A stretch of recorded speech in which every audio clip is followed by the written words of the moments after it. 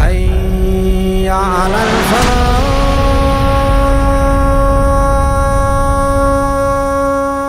اعوذ باللہ من الشیطان اللعین الرجیم. بسم اللہ الرحمن الرحیم. رب اشرح لی صدری ویسر لی امری واحلل عقدۃ من لسانی یفقہوا قولی. ان اللہ وملائکتہ یصلون علی النبی یا ایھا الذین آمنوا صلوا علیہ وسلموا تسلیما.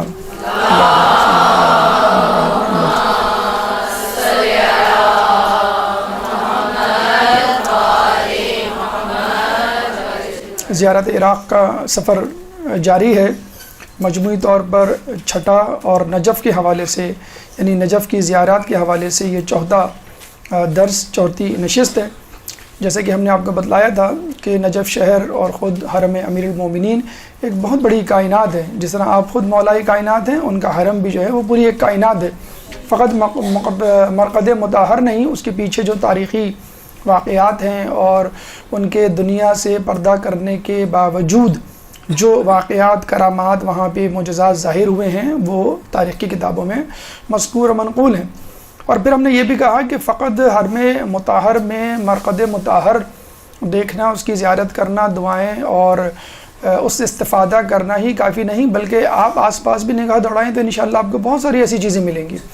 آپ کو ہر گوشہ، ہر کونا جو ہے وہ ایک عبرت سے بھرپور منزل ملے گا، بشرط یہ کہ آپ کے پاس چشم عبرت ہو. تو ہم نے کہا کہ مرقد پہلے اب پہلا وزٹ کرتے ہیں، پہلا گو یا پہلا جسے کہتے ہیں دورہ جو آپ کرتے ہیں، آپ کی ذہن میں فقط مولا کی ذات اور ان کی زیارت ہوتی ہے اور اپنی حاجات، ان کی برابری کے لیے آپ وہاں پہ جاتے ہیں. جب آپ فارغ ہوتے ہیں زیارت سے تو ہم نے آپ کو کہا تھا کہ یہاں پہ آپ اپنا سفر روک دیں، چاہیں تو ریسٹ کر لیں، چاہے تو ہوٹل چلے جائیں.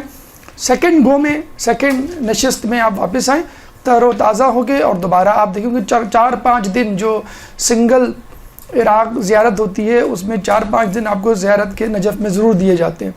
تو دوسرے دن آ جائیں یا شام میں آ جائیں، ایک ریسٹ لے کر آ جائیں.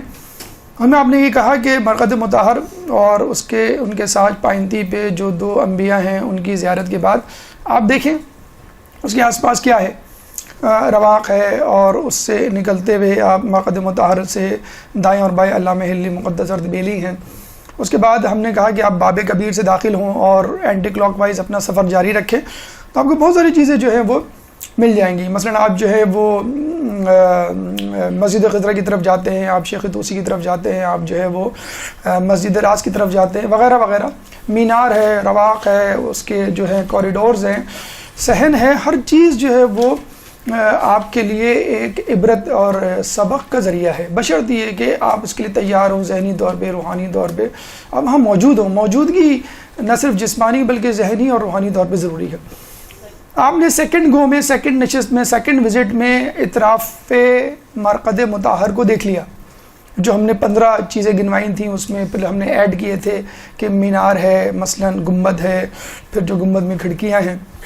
اس کے بعد پھر آپ تھک جاتے ہیں اور تھک ہار کے آپ جو ہے اس کے صحن میں بیٹھ جاتے ہیں. پھر ہم نے یہ بھی کہا تھا کہ جب آپ صحن میں بیٹھتے ہیں تو پتہ چلتا ہے کہ صحن کے نیچے، کارپیٹ کے نیچے، یا جو استر ہے، یہ جو سنگ مرمر ہے، اس کے نیچے پھر قبریں ہی قبریں ہیں. اچھا، یہ قبریں غیر معروف لوگوں کی ہیں، علماء میں سے ہوں، طلباء میں سے ہوں، ماننے والے، چاہنے والے ہوں، یا پھر بادشاہ ہوں، سب کے سب جو ہے محمود ایاز ایک ہی جگہ پہ ہے، جو ہے وہ آرام کر رہے ہیں کہ صرف اس چاہت، اس خواہش، اس تمنا کے ساتھ کہ مرنے کے بعد ہمیں مولا کا پڑوس نصیب ہو جائے. اور دعا کرتے ہیں ہمیں مرنے کے بعد کیا ہمیں جنت میں بھی مولا کا پڑوس نصیب ہو.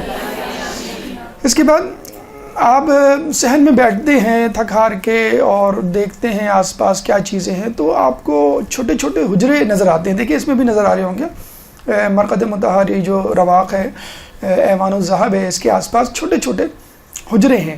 اگر ہم اس کو بالکل قریب سے فوکس کریں تو آپ کو اس طرح کی عبارتیں جو ہیں وہ چیزیں نظر آئیں گی.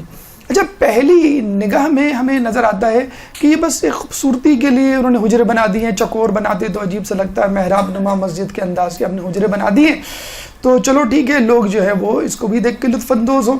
مطلب آس پاس کوئی ایسی جگہ نہ ہو جو خوبصورتی سے خالی ہو، ٹھیک ہے، تو وہ مصروف رہیں، ان کی نگاہیں مصروف رہیں. اچھا، زیادہ سے زیادہ لوگ یہ سمجھتے ہیں کہ یہ ایک پلیٹ فارم ہے، ایک چبوترا ہے، ایک ٹھیا ہے، بیٹھنے کا، آرام کرنے کا. آپ نے دیکھا ہوگا اکثر لوگ اسی طرح اپنی فیملی کے ساتھ بیٹھے ہوتے ہیں، کھا پی رہے ہوتے ہیں یا گپ شپ کر رہے ہوتے ہیں. ان کو نہیں معلوم کہ یہ خود حجرے کتنی جو ہے وہ کہانیاں، کتنے واقعات، کتنے پس منظر رکھتے ہیں. اگر ان حجروں کو آپ دیکھنا شروع کر دیں تو آپ کا پورا سال گزر جائے، لٹرلی پورا سال گزر جائے. اگر آپ ان حجروں کو، صرف حجروں کو، جس میں بظاہر کچھ نظر نہیں آتا کہ بس یہ جس طرح مسجد کی محراب ہوتی ہے بس اس طرح کے حجرے ہیں، دیٹس اٹ. اچھا، اس کی ہم تاریخ بتا دیں کہ کیا ہے. انجینئر عالم شیخ بھائی، انجینئر کہنا چاہیے ان کو، یہ اپنے زمانے کے بہت بڑے ماہر فلکیات بھی تھے، اپنے زمانے کے بہت بڑے ماہر تعمیرات بھی تھے، اور اتنے بڑے تعمیرات تھے کہ بادشاہ آنے وقت ان کو بلایا کرتے تھے کہ بھئی آپ یہ بنائیں، یہ بنائیں، یہ بنائیں. حتیٰ کہ ان کی بنائی ہوئی عمارتیں، 16ویں صدی کی ان کی بنائی ہوئی عمارتوں کو یونیسکو نے، یونائٹڈ نیشن نے باقاعدہ طور پر پریزرو کر لیا. جیسے ہم نے بتا نا آثار قدیمہ کے طور پہ کہ بھئی ان آثار کو پریزرو رہنا چاہیے، ان کو ٹوٹنا نہیں چاہیے. جس میں جو بن مینارے کبھی ہم تذکرہ کریں گے، حمام ہے جو برسوں تک بغیر آگ جلائے گرم پانی دیتا رہا، وہ اس کے پیچھے کیا فلسفی تھی. باغ ہے اصفہان میں، وہ بھی شیخ بہائی پہ جب انشاءاللہ گفتگو کریں گے تو آپ کو بتلائیں گے کہ ان کی شخصیت کتنی ماشاءاللہ عجوبہ روزگار تھی، اور ہشت پہلو جو ہے وہ شخصیت رکھتے تھے. جادو یہ جانتے تھے، ایسٹرولوجی، میتھمیٹکس، مطلب ہر قسم کے علوم پر ان کی دسترستی اور مقدس ارتھ بیلی کے ہم اثر تھے. اچھا، اس زمانے کے بادشاہ وقت نے ان کو ہائر کیا اور کہا کہ بھئی یہ ہم نے مرقد مطہر امام علی کا روزہ جو ہے اس کو تعمیر کرنا ہے. تو ان کی مدد سے باقاعدہ جو ہے وہ روزہ ہم نے آپ کو بتلایا تھا کہ اینٹیں تو لگائی تھی نادر شاہ نے، لیکن اس کی ڈیزائننگ وغیرہ جو ہے وہ انجینئر شیخ بھائی نے کی تھی. اچھا، شیخ بھائی صرف انجینئر نہیں تھے بلکہ آپ کے یہاں جو سمدیہ کتاب پڑھائی جاتی ہے، انتہائی مشکل کتاب ہے نحو کی، سیکنڈ ایئر تھرڈ ایئر میں نحو کی، تو بہترین کتاب ہے. تو وہ اس کتاب کو بھی مطلب باقاعدہ نہ صرف اہل تشیع بلکہ اہل سنت کے مدارس میں ہی پڑھایا جاتا ہے اور لوگ جو ہے استفادہ کرتے ہیں. اور باقی بہت ساری انہوں نے کتابیں لکھی. اچھا، یہاں ہم یہ بتا دیں کہ یہ جو نجف ہے یا حرم ہے، ان میں جو علماء ہیں ان میں دو قسم کے علماء ہیں.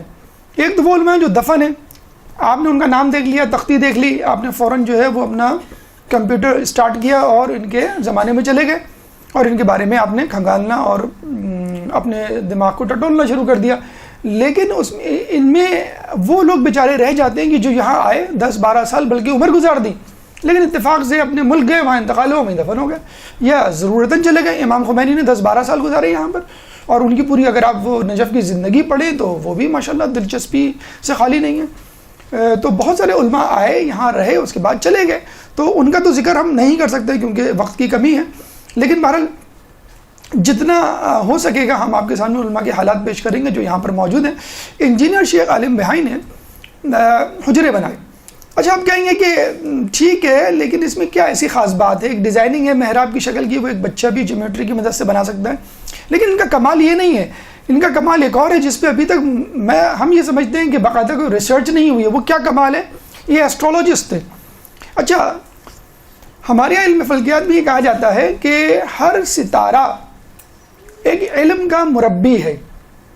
ٹھیک ہے، اگر وہ ستارہ آسمان پر نمودار ہو اور اس ستارے کی سمت کر کے بیٹھا جائے تو آپ جس علم کا وہ مربی ستارہ ہے وہ علم آپ بہت جلدی حاصل کر لیں گے. میتھمیٹکس کا الگ ستارہ ہے، علم فلکیات کا الگ ستارہ ہے، کیمسٹری کا الگ ستارہ ہے، تاریخ کا الگ ستارہ ہے، لسانیات کا الگ ستارہ ہے. تو انہوں نے اس طرح 54 حجرے بنائے، 54 حجرے. اور 54 حجروں کا مطلب ہے 54 علم، 54 علم مطلب 54 ستارے. اب یہ ہمارا کام ہے کہ ہم معلوم کریں کہ یہ جو 54 علوم ہیں ان کا مربی ستارہ کون ہے اور کب نمودار ہوگا، کس دن نمودار ہوگا، کس وقت نمودار ہوگا، رات کے کون سے پہر ہوگا اور کس ڈائریکشن میں ہوگا، اور اس کا حجرہ کون سا ہے. آپ کو وہاں اس حجرے میں جا کے بیٹھنا ہے اور وہ علم اور وہ کتاب لے کے بیٹھنی ہے. اور آپ نے میرے خیال میں شاید یہ غور بھی کیا ہوگا، کبھی کبھی چیزیں بڑی جلدی یاد ہو جاتی ہیں اور کبھی کبھی جو گھنٹوں آپ رٹ رہے ہوتے ہیں اور پوچھ رہے ہوتے ہیں، لوگوں سے ڈسکس کر رہے ہوتے ہیں، وہ سمجھ بھی نہیں آتی. کبھی جو ہے وین میں جا رہے ہوتے ہیں، وین میں جاتے جاتے ایک دم سے ایک بات ذہن میں آتی ہے، ارے یار اس کا تو مسئلہ یہ ہے اور یہ چیز تو وہاں رکھی ہوئی ہے، وہاں کتاب میں جو ہے صفحہ نمبر فلاں جگہ پہ یہ موجود ہے. تو علماء عالم یہ کہتے ہیں کہ یہ ایک خاص وقت ہوتا ہے کہ جس میں جو ہے وہ ستارہ اپنی پوزیشن میں آتا ہے اور آپ وہاں بیٹھ جائیں. اب اس پہ ریسرچ کرنے کی ضرورت ہے. اب جب ہم گئے تھے یا جتنی مرتبہ ہم گئے یا لوگوں سے جو ہم نے استفادہ کیا, ابھی تک اس پہ بہت زیادہ ڈسکشن ہوا نہیں ہے. شیخی بھائی آئے بیچارے, اپنی زندگی اپنا وقت لگا کے چلے گئے. اب یہ ہمارا کام ہے کہ اس میں ہم معلوم کریں کون سا حجرہ کس طرف ہے, لیکن غالباً کتابوں میں یہ علم موجود ہوگا. تو یہ بھی ایک ہے, اگر آپ 54 دن وہاں ٹھہریں یا اپنے علوم کے حوالے سے چاہیں کہ بھی میرے بچے کا مثلا میتھمیٹکس کمزور ہے, میرے بچے کا جو ہے وہ فلکیات کا علم جو کمزور ہے یا جغرافی کمزور ہے, وہ حجرہ لوکیٹ کر لے, اس حجرے سے متعلق جو ستارہ ہے مربی ستارہ اس کو لوکیٹ کر لے اور اس وقت وہاں بیٹھ جائے وہ کتاب لے کر. اور ابھی بھی آپ حرم جائیں تو صحن فاطمہ میں آپ کو جا بجا طلباء اور اساتذہ نظر آئیں گے کہ وہاں بیٹھ کے جو ہے وہ پڑھ رہے ہوتے ہیں, گروپس ہوتے ہیں, دائرے بنے ہوئے ہوتے ہیں اور اس میں وہ علم حاصل کر رہے ہوتے ہیں. تو یہ بیسک مقصد تھا. ان کا مقصد یہ نہیں تھا کہ جو ابھی آپ کو ہم بتانے جا رہے ہیں کہ یہاں پہ علماء کو دفنایا جائے گا. ہم جب جاتے ہیں زیادہ سے زیادہ پہلی نظر میں ہم نے کہا کہ یہ خوش نما جگہ ہیں, اس کو دیکھ کے بس ایک راحت ملتی ہے. پھر اب پتہ چلا کہ نہیں, یہاں پہ قبور علماء ہے. اب پتہ چلا کہ یہاں پر علم حاصل کرنے کی بیٹھکیں ہیں. تو علم در حجرہ ایک زمانے میں ہوا کرتا تھا. رات میں آپ بیٹھے, ستارے کو آپ نے دیکھا اور ستارے کی مدد سے وہ علم آپ نے حاصل کرنا شروع کر دیا. اب کیا ہے علماء در حجرہ. حجرے میں کیا آپ نے دیکھا یہاں پہ کس کی قبر ہے, آپ ان کی قبر کے سامنے کھڑے ہوئے اور آپ کو کیا کرنا ہے یہ بھی ہم آپ کو بتاتے ہیں. اس عالم صاحب نے استفادہ کیا. تو استفادہ دوہرا ہے. یہ الگ بات ہے کہ آپ کتنا استفادہ حاصل کر سکتے ہیں اور کتنا وقت دے سکتے ہیں, کتنی دلچسپی سے وہاں پہ اپنا وقت گزار سکتے ہیں. تو ایک زمانے میں نجف کے علماء, اس کی ہلچل, اس کی حرکت, اس کی خوبصورتی ہوا کرتے تھے. لیکن آج بھی علماء تو ابھی بھی موجود ہیں, جو مجتہدین علماء اپنی مراجین اپنی ذمہ داری نبھا رہے ہیں. لیکن وہاں جو قبور ہے علماء کی, وہ خود ایک عبرت کا ایک جسے کہتے ہیں کہ ہمارے لیے مینارہ نور ہے ہماری زندگی کے لیے. اکثر لوگ پوچھتے ہیں بھی حرم اللہ امیر المومنین کے پاس گئے, ہم نے وہاں پہ زیارت پڑھی اور قافلے والوں نے ہمیں ایک کتاب بھی دی, اس کتاب میں دعائیں اور اذکار اور اعمال لکھے ہوئے, ہم نے پڑھ لیے. اب ہم ان علماء کے پاس یا ان حجروں کے پاس کھڑے ہو کے کیا کریں؟ دیکھیں یہ ایک غول ایک جھمکھٹا نظر آ رہا ہے. آپ بھی قافلے والے بھی اس طرح جا کے کھڑے ہو جاتے ہیں. کسی کی نام کی تختی واضح طور پہ باہر لگی بھی ہوتی ہے تو وہ پہچان لیتے ہیں کہ یہ عالم جو ہے یہاں پہ دفن ہے. اور اگر عالم کے بارے میں بیک گراؤنڈ نہیں معلوم ہو تو آپ تھوڑا سا متردد ہوتے ہیں یا بس یہ کہتے ہیں سرسری دیکھ کے آگے بڑھ جاتے ہیں. لیکن دیکھیں آپ کو کرنا کیا ہے, علماء کے حجروں یا علماء کے قبور کے سامنے, مولا کی قبر کے سامنے تو پوری طویل ایک اذکار کی فہرست ہے کہ یہ کرنا ہے. زیارات بھی ہے, زیارت سے ہٹ کے بھی اعمال ہیں, حاجات کی براری کے لیے بھی اعمال ہیں, مخصوص وظائف ہیں. ان میں آپ کو کرنا کیا ہے, 3 چیزیں کرنی ہیں. مثلا فاتحہ اکثر ہم پڑھتے ہیں, یہاں پہ بھی پڑھتے ہیں اپنے یہاں مجالس میں, اور وہاں پہ بھی آپ مرحومین کے لیے سے ہم کہتے ہیں نا رشتہ داروں مرحومین شہداء کے لیے فاتحہ, اب ان کے لیے فاتحہ پڑھیں, ثواب ان کو پہنچے. سورہ قدر کہتے ہیں 7 مرتبہ انا انزلنا, ہر قبر پہ انگلی رکھ کے ہاتھ رکھ کے پڑھنا بہت افضل ہے, وہ پڑھیں. سورہ یاسین پڑھیں. جتنی بھی صورتیں آپ کو یاد ہیں وہ آپ پڑھیں اور ان کا ہدیہ ان کو کریں. قیامت میں ہو سکتا ہے انشاءاللہ ہمیں یہ نظر آ جائیں, شیخ بھائی نظر آ جائیں, شیخ بھائی تو نہیں ہے وہاں پہ, شیخ مرزا انصاری نظر آ جائیں, آپ کو جو ہے وہ خوئی صاحب نظر آ جائیں, ہم کو کہیں گے ہم نے آپ کو ہدیہ کی تھی سورہ فاتحہ, اس کا ذرا ثواب آپ کو پہنچا ہوگا, اس کا ذرا ہمیں احسان تو چکا دیں تھوڑا سا, آپ کے لیے تو کوئی مسئلہ نہیں ہے. جنت میں آپ جا رہے ہیں, ذرا چلتے چلتے ہمیں بھی لے جائیں, ہمیں بھی دکھائیں کہاں جا رہے ہیں آپ. اور جانے کے بعد آپ کہہ دیں بھائی جو جنت میں آتا ہے واپس تھوڑے جاتا ہے. تو آپ یہ سورہ ہدیہ کریں سب سے پہلے. لوگ کہتے ہیں بھائی کون سا عمل, ارے بھائی جتنا قرآن آپ کو یاد ہے, سورہ فاتحہ یاد ہے ٹھیک ہے, سورہ توحید یاد ہے ٹھیک ہے, سورہ کوثر یاد ہے, سورہ انا انزلنا اور چاروں قل, جتنی بھی سورہ جتنا قرآن یاد ہے آپ پڑھیں, ان کو ہدیہ کر دیں. سورہ فاتحہ میں ہم کیا کرتے ہیں یہی کہ سورہ فاتحہ کر کے ہم نے ہدیہ کر دی. پھر زیارت, اچھا ایک مخصوص زیارت ہے, یہ ہم نے آپ کے لیے ڈھونڈی ہے, رہنمائے مصور در نجف سید محمد علوی کی لکھی ہوئی کتابیں, ہم نے شاید آپ کو بتلایا بھی تھا, فارسی میں ہے, لیکن کیٹالاگ اور بکلیٹ کی فارم میں آپ جائیں تو وہاں سے ضرور لے کر آئیں. اور البم ہے پوری ہے نجف کی نا, تو اگر فارسی نہیں بھی آتی تو ٹوٹے پوٹے طریقے سے آپ کو کچھ نہ کچھ سمجھ میں آ جائے گا. تو وہاں پہ یہ زیارت نقل ہے شیخ مفید سے, تو اگر آپ چاہیں تو اس کا اسنیپ شاٹ لے لیں اور لے کے چلے جائیں. موبائل تو شاید وہاں الاؤ نہیں ہوگا, لیکن یہ کتاب آپ لے کے چلے جائیں, یہ شاید ہمارے یہاں کی کتابوں میں نہیں ہوتا. تو تو یہ ہے السلام علیکہ یا بحر العلوم و کنزہا، یعنی علم کے سمندر یا اس کے سمندر. تو یہ آپ زیارت، علماء کی زیارت، معصومین اور انبیاء کی زیارت تو الگ کتابوں میں منقول ہے، روایتوں میں موجود ہے، لیکن شیخ مفید نے سجیسٹ کی ہے کہ یہ روایت آپ پڑھیں جب بھی آپ کسی بھی عالم کی قبر کے پاس جائیں، چاہے وہ حرم میں ہو، اطراف حرم میں ہو، یا وادی سلام میں، یا کسی بھی جگہ پر ہو، کوفہ جاتے ہوئے یا جو ہے وہ کربلا جاتے ہوئے، سامرہ جاتے ہوئے. عالم دین کی بات ہو رہی ہے یہاں پہ. باقی جو انبیاء ہیں، علماء ہیں، ان کی تو زیارتیں آپ کو کتابوں میں مل جائیں گی. تو یہ کتاب، یہ زیارت جو ہے وہ آپ کو اس کتاب میں مل جائے گی. میرے خیال میں اتنی بھی ہے کہ آپ اس کو پڑھ بھی سکتے ہیں، چاہیں تو آپ یہیں سے پڑھ کر ان کو ہدیہ کر دیں، یہ کتاب لے لیں. تو یہ زیارت، جیسے آپ کہہ رہے ہیں نا کہ ہم کریں کیا علماء کی قبر کو بس جا کے اس کی تختی کو تکتے رہیں، ہمیں تو بعض اوقات معلوم بھی نہیں ہوتا ان کے حالات کیا ہیں. تو کم از کم آپ یہ کر سکتے ہیں کہ فاتحہ، سورہ قدر، دیگر سورہ اور زیارت. دعا، تو لوگ یہ سمجھتے ہیں بس مولا کے حرم میں چلے گئے، ان سے دعا مانگ لی، ان سے توسل کر لیا، دیٹس اٹ.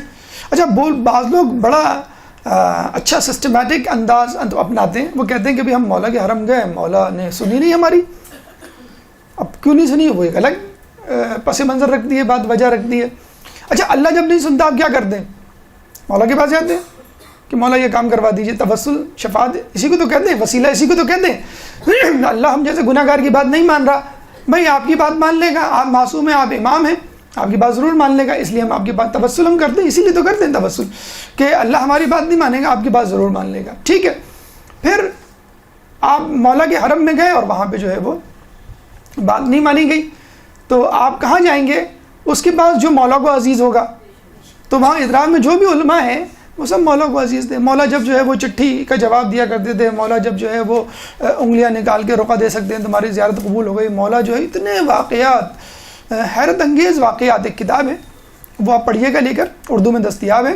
اس میں علماء، مجتہدین، مراجعین کے واقعات ہیں، انہی ائمہ کی زیارتوں سے متعلق معجزات اور کرامات پورے اس میں کتابوں میں لکھے ہوئے. تو آپ کو بھی ایک حوصلہ ملے گا کہ ہم مانگیں تو کس طرح ملتا ہے اور کس طرح مانگیں تو ملتا ہے. تو آپ مولا کے پاس گئے، آپ کی جو ہے بات نہیں مانی گئی، ٹھیک ہے، آپ آ جائیں اور آپ ان علماء سے کہیں کہ آپ ذرا مولا کو منوا لیں، مولا کو منا لیں. آپ منا سکتے ہیں، میں نہیں منا سکتا. تو آپ مولا سے کہتے ہیں کہ میری یہ بات مان لیں. ذرا مولا سے کہتے ہیں کہ مولا اللہ سے کہتے ہیں کہ یہ میری بات مان لے، میرے لیے رزق میں جو ہے وہ اضافے کا کچھ ذریعہ پیدا کر دے، جو ہے مجھے ذہین بنا دے، یا میری دیگر حاجات جو ہے وہ پوری کر دے. لیکن ایک تیسری چیز جو ہم سمجھتے ہیں کہ ایک انٹلیکچوئل وے ہے، ایک بڑا ہی اہم طریقہ ہے. دیکھیں، ہم نے بتلایا ہے کہ ان زیارات سے فائدہ اٹھانا اچھی بات ہے. آپ کے رزق میں اضافہ ہو گیا، اولاد مل گئی آپ کو، دیگر حاجات آپ کو مل گئی، ثواب اٹھانا بہت اچھی بات ہے، آپ کی آخرت بن گئی ہے وہ. لیکن یہ کہ ایک تزکیہ نفس اگر ہو جائے تو کیا ہی کہنے، گناہوں سے چھٹکارا مل جائے تو کیا ہی کہنے، نیکیوں کی آمادگی اور ایک تمنا پیدا ہو جائے کیا ہی کہنے. اگر انسان وہاں سے دھل کر پاک و صاف ہو کے آ جاتا ہے تو انسان کی خواہش ہوتی ہے، اور انسان کو محسوس بھی ہوتا ہے کچھ دنوں تک کم از کم کہ مجھے لگ رہا ہے میں ہلکا پھلکا ہو گیا ہوں. وہ جو ہلکا پھلکا پن جو ہوتا ہے وہ اس بات کی علامت ہے کہ آپ گندگی، غلاظت اور اپنے گناہ جو ہے وہ جھاڑ کے اور ختم کر کے آ گئے. تو اگر آپ وہاں رہ کر یہ کسب کر لیں کہ میں اب اپنی زندگی کو بدلوں گا، یہی ٹارگیٹ ہے. آپ نے بتایا تھا آپ کو، جب آپ جاتے ہیں مولا کے حرم یا کسی بھی امام کی قبر کی زیارت کر کے جب واپس پلٹتے ہیں تو بس یہی ٹارگیٹ ہوتا ہے، مولا مجھے بدل دے، جب میں آؤں تو بالکل بدلا ہوا ہوں. تو آپ عبرت حاصل کریں. عبرت حاصل کرنے کے لیے آپ کو تھوڑی سی محنت کرنی پڑے گی.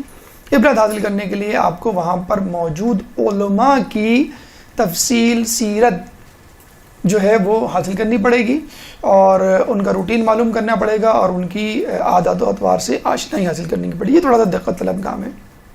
دیکھیں، جب آپ ان علماء کی، اچھا یہ بھی بتا دوں کہ یہاں پر ہم تمام علماء نہیں ڈسکس کر سکتے.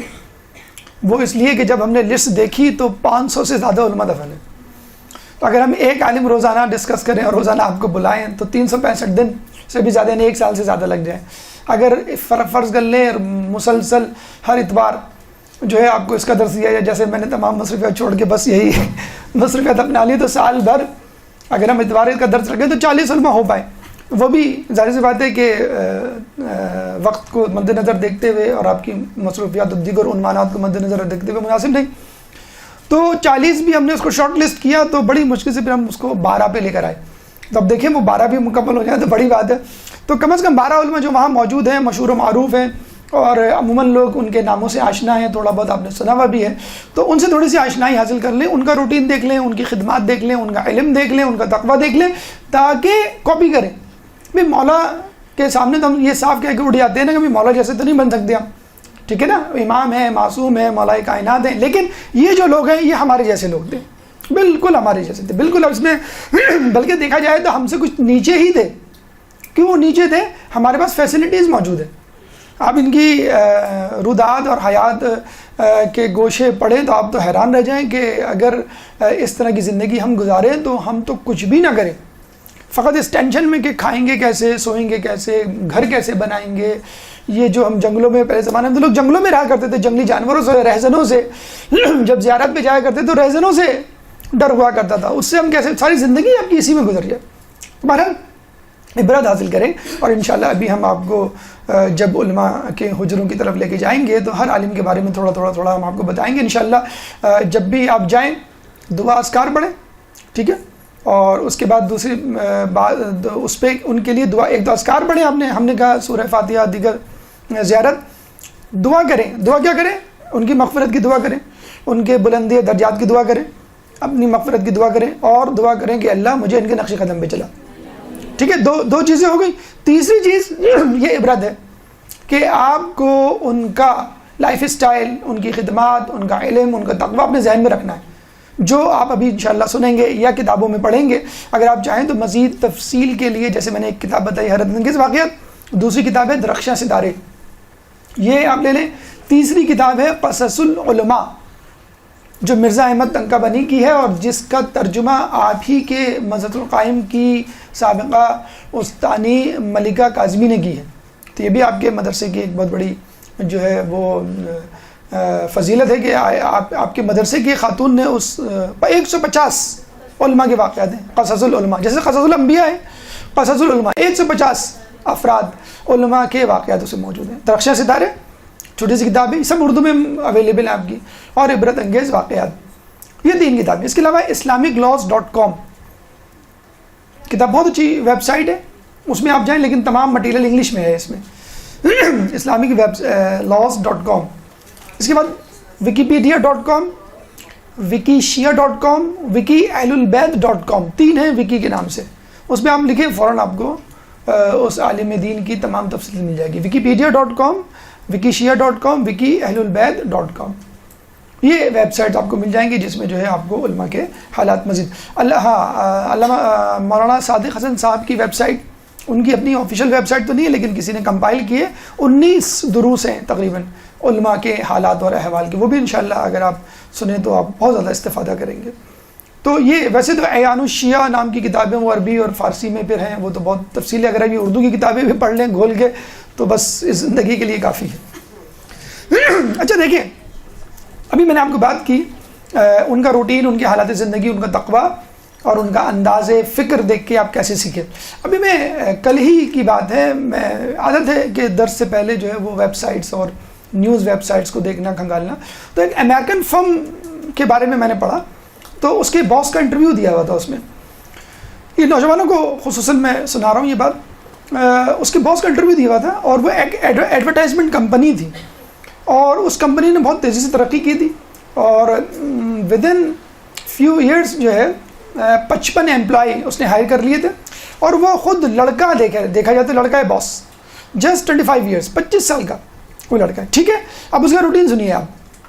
وہ کہتا ہے کہ یہ جو ہوتا ہے نا لائف اور کام میں بیلنس، یہ مجھے نہیں آتا، زندگی نام ہی ہے کام کام کام. وہی بات جو قائد اعظم کہہ کے گئے تھے، وہی بات جو آیت اللہ مرشد نجوی نے کہا تھا کہ 40 سال تک میں نے کوئی چھٹی کے مفہوم سے میں نہ آشنا ہوں. ٹھیک ہے، تو اس کا روٹین کیا تھا؟ 4:30 بجے میں روزانہ اٹھ جاتا ہوں. اس کے بعد کیا کرتا ہوں؟ میڈیٹیشن، 20 منٹ تک میں غور و فکر تفکر کرتا ہوں. اس کے بعد میں ایکسرسائز کرتا ہوں. اس کے بعد میں آفس جاتا ہوں اور 10 بجے تک کام کرتے رہتا ہوں مسلسل. وہاں آفس میں نے بالکل ایک رنگ انوائرمنٹ بنایا ہوا ہے، وہاں پہ یوگا بھی ہوتا ہے، وہاں پہ کھانے بھی ہوتے ہیں، وہاں پہ اسپورٹس بھی ہوتا ہے، اور میری امپلائی کو یہ حق حاصل ہے چاہے وہ جتنے دن کی چھٹی کرے، اپلیکیشن بھی نہ دے، میں 1 مہینے کی چھٹی پہ جا رہا ہوں، جاؤ بھائی، کوئی مسئلہ نہیں ہے. پھر لوگ تو ناجائز فائدہ اٹھاتے ہیں، نہیں آ جاتے ہیں فوراً کہ نہیں ہمیں مزہ نہیں آ رہا، ہمیں کام میں مزہ آ رہا ہے.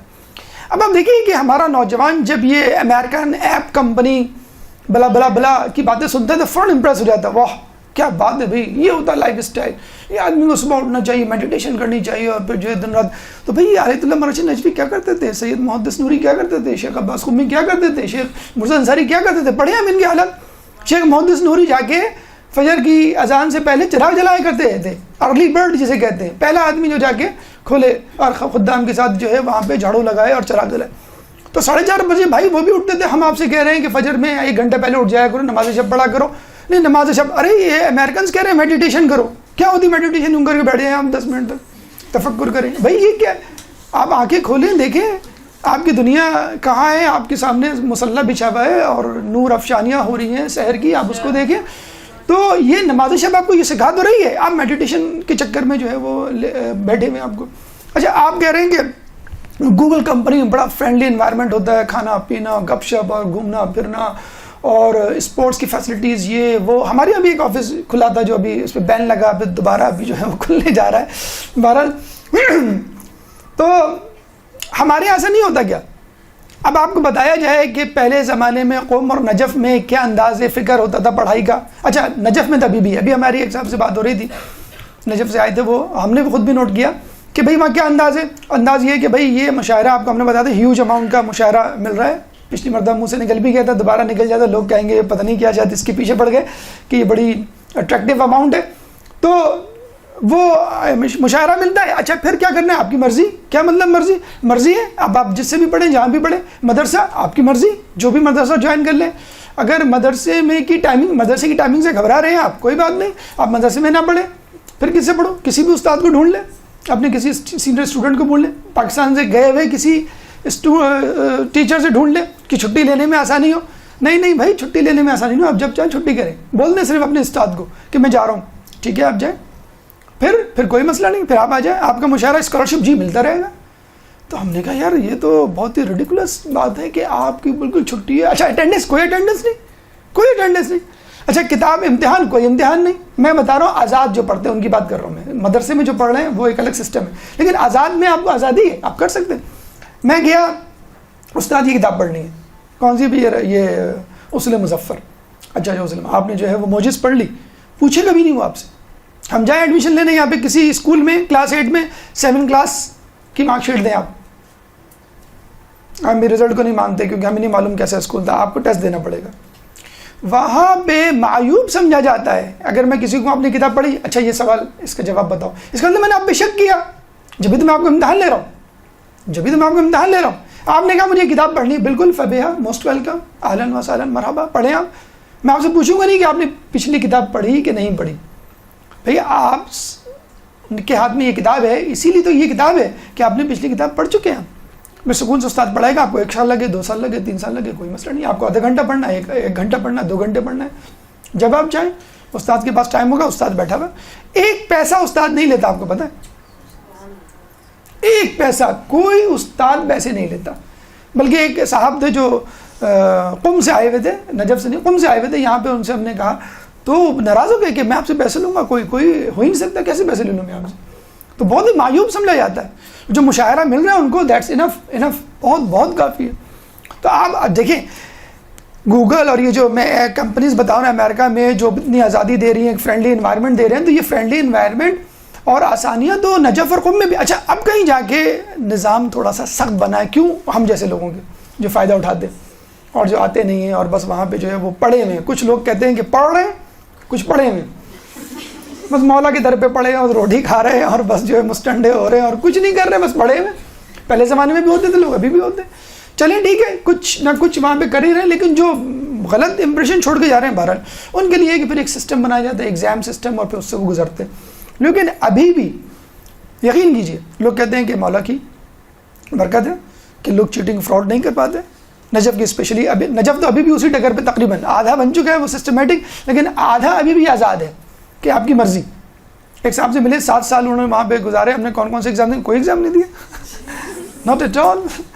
میں نے کہا ماشاء اللہ آپ تو بڑے مشہور و معروف ہیں, آپ زیارت کے قافلے بھی لے کے جاتے ہیں اور ہم نے دیکھا ہے مجالس بھی ماشاء اللہ یوٹیوب پہ بھی ہے, ہر جگہ پہ آپ موجود ہیں. نہیں میں نے کوئی ایگزام نہیں دیا, بس میں اپنے استاد سے پڑھتا ہوں, آپ دیکھ لیجئے. تو مسئلہ کیا ہے, خلوص. اگر آپ کے خلوص اندر خلوص پیدا ہو جائے تو یہ ایگزام تو بچوں والی چیز ہے. اصولاً تو ایگزام آپ پہ شک ہے, ایک شک کی بنیاد ہے کہ میں آپ پہ شک کر رہا ہوں کہ آپ نے پڑھا کہ نہیں. اچھا یہ کتاب پڑھ لی, ٹھیک ہے, اچھا یہ بتاؤ بھائی کیا مطلب, کیا بتاؤ, کیا آپ کو مجھ پہ یقین نہیں ہے؟ بچے کہتے ہیں نا کیا مطلب آپ کو یقین. تو یہ اعتماد ہے جو وہاں کے مراجعین نے, وہاں کے علماء نے, خود اس سے پہلے مولا علی نے اپنے اصحاب کو دیا تھا کہ وہ شک نہیں کیا کرتے تھے. چھٹے امام امام جعفر صادق علیہ السلام,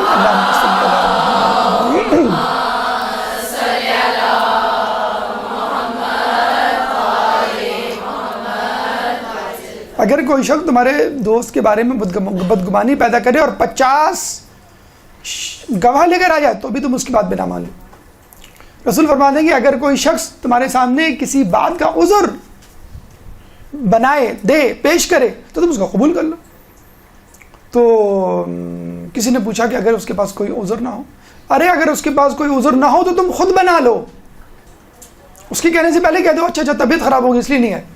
یہ ہے خلوص, یہ ہے اعتماد جو ہم اپنے بچوں کو نہیں دے رہے. بچے سے پوچھتے ہیں ہوم ورک کیا جی کر لیا, دکھاؤ ذرا. ہمارا انداز ہی جو پولیس مین نہیں ہوتا چالان کرنے کھڑے ہوئے سینٹرل جیل میں, کوئی دکھاؤ ذرا.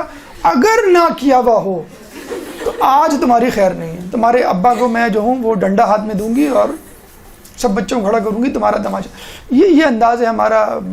گھر سینٹرل جیل بنا ہوا ہے, بچے جو ہے وہ مجرم بنے ہوئے ایک لائن سے کھڑے ہوئے ہیں, ابا آتے ہیں سر قلم کرنے کے لیے رات کو. مطلب یہ جب ماحول بنے گا تو بچوں میں اعتماد نہیں پیدا ہوگا, جب اعتماد نہیں پیدا ہوگا تو پھر دیکھیں نا تمام تر سسٹمز ہونے کے باوجود آپ اسی کرپشن سے گزر رہے ہیں. بہرحال تو یہ دیکھیں وہ ہے حجرے ہیں, اس کا میپ ہے. یہ اسی کتاب فارسی کی جو کتاب ہے تصور مصور ہائے قم. دیکھیں آپ یہ اگر آپ نے غور کیا ہوگا تو ہم نے آپ کو جو روٹ آف انٹری دی تھی وہ کہاں کی دی تھی, باب کبیر, جو مشرق کی سمت ہے یہ والا ہے, ٹھیک ہے. یہ وہ باب ہے کہ جس میں آپ ایوان الذہب کے سامنے کھڑے ہوتے ہیں اور مولا کی پائنتی کے سامنے سے آپ داخل ہوتے ہیں, ٹھیک ہے. اب آپ یہاں سے داخل ہوئے, آپ لیفٹ میں مڑ جائیں, لیفٹ میں مڑ کے آپ تھوڑا سا آگے جائیں. اصولاً تو یہ حجرے کہاں سے شروع ہوتے ہیں, ایگزیکٹلی یہاں سے. دیکھیں رواق ابو طالب آپ نے پڑھا ہوگا, یعنی باب کبیر سے بالکل آپ ہیلی کاپٹر پہ جا رہے ہیں فرض کر لیں, یا ڈرون, آج کل تو ڈرون آ گیا ہے, یہ اوپر سے آپ جا رہے ہیں ڈائریکٹ آپ پہنچ گئے رواق میں, ٹھیک ہے. یہاں ہے حجرہ نمبر 1, 2, 3, پھر 4, یہ تمام چیزیں یہ ہوتے چلے جائیں گے, ٹھیک ہے. اچھا اس کے بعد سوری یہ ہے باب کبیر, یہ ہے باب کبیر. اس پہ آپ فرض کر لیں ایریل ویو میں ہیلی کاپٹر میں آپ آئے, یہ جو ہے یہاں پہ رواق ابو طالب, اور یہ نمبر 1 حجرہ جہاں پہ حجرہ امام زمانہ تھا, یہ دوسرا, پھر تیسرا,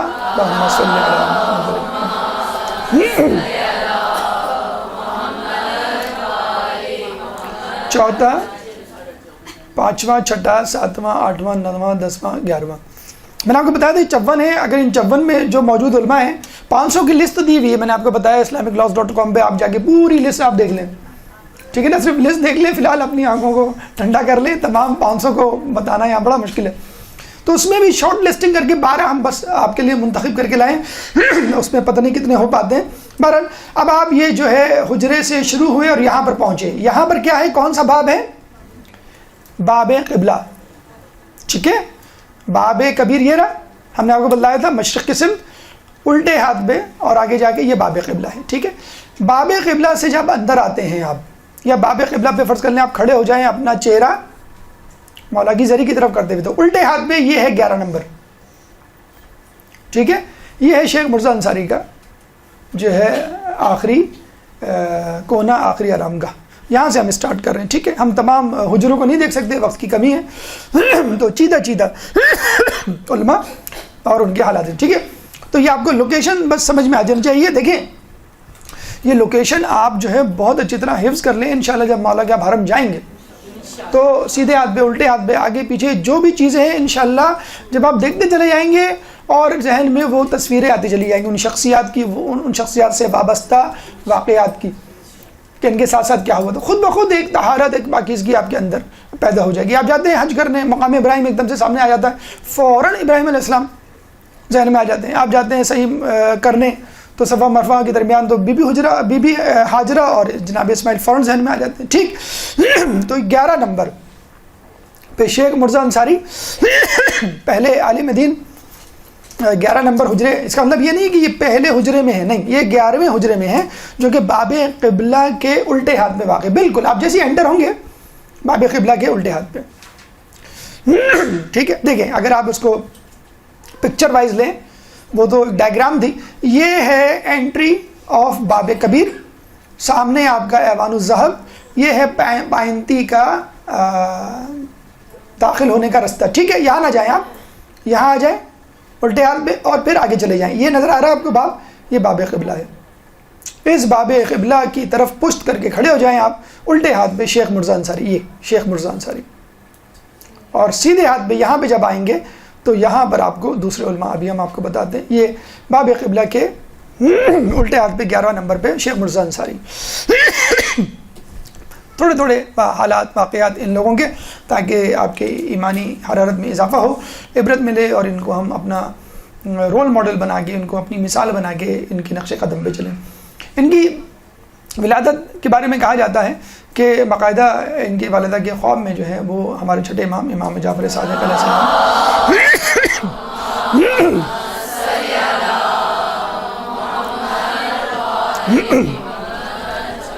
آئے اور آپ کے ہاتھ میں تالائی قرآن، سونے کا قرآن جو ہے وہ دے کے چلے گئے.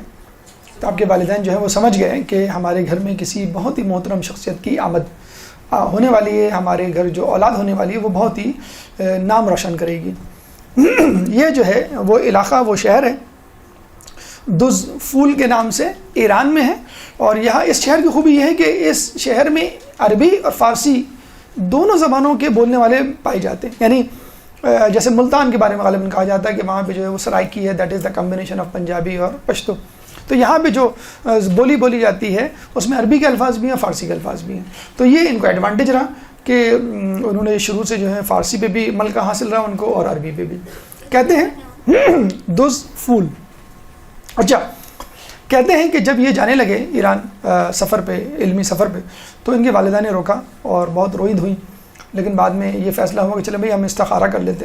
تو استخارہ جب کیا تو جو آیت اتری تھی وہ تھی وَأَوْحَيْنَا إِلَىٰ أُمِّ مُوسَىٰ، کہ اللہ تعالیٰ نے موسیٰ کی ماں کو وحی کی کہ تم اس بچے کو دودھ پلاؤ اور جب تم خوف محسوس کرو تو اس بچے کو دریا کے سپرد کر دو، انشاءاللہ یہ بچہ تمہیں واپس اللہ پلٹائے گا اور یہ بچہ مرسلین یعنی رسولوں میں سے ہوگا.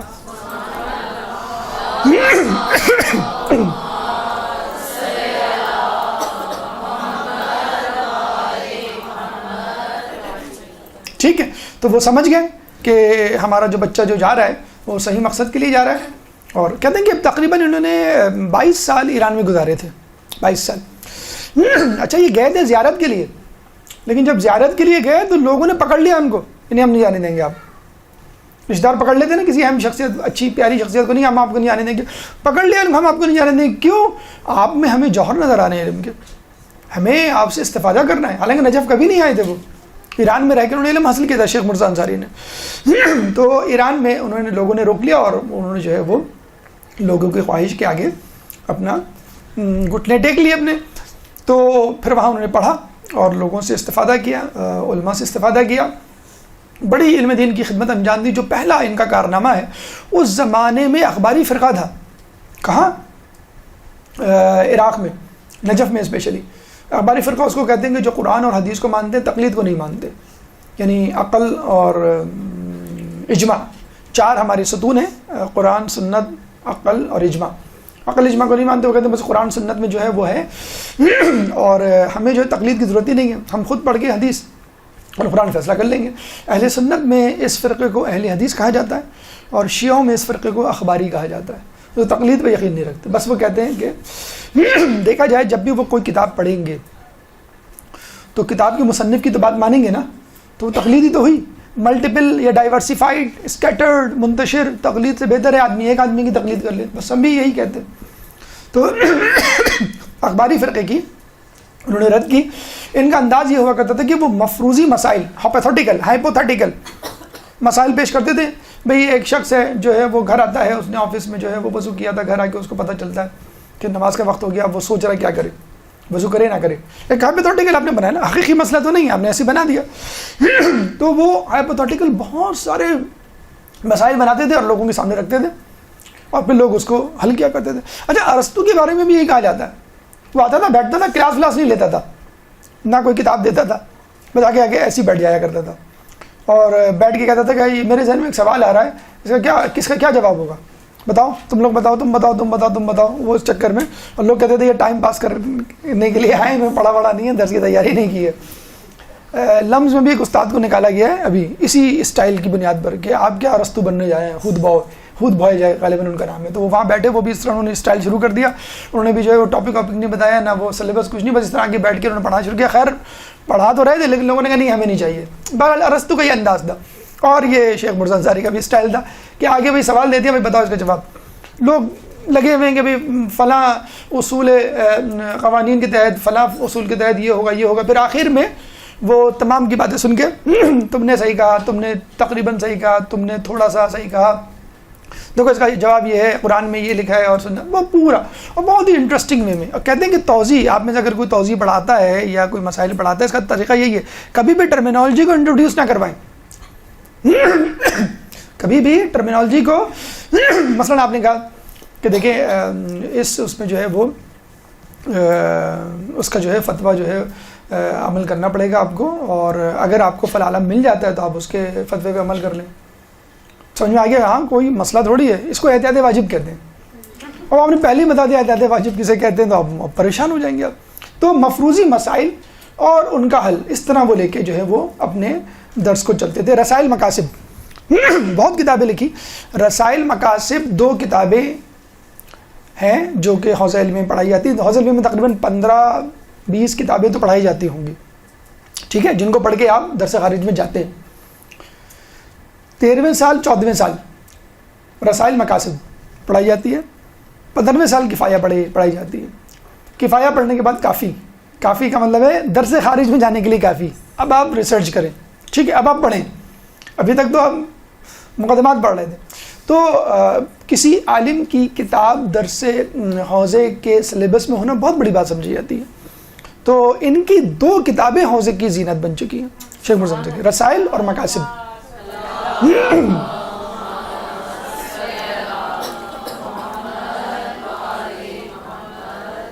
اس طرح شیخ طوسی کی بھی 2 کتابیں کتب اربعہ میں شامل ہیں. 4 کتابیں, 2 کتابیں شیخ طوسی کی, ٹھیک, رسائل اور مقاصد.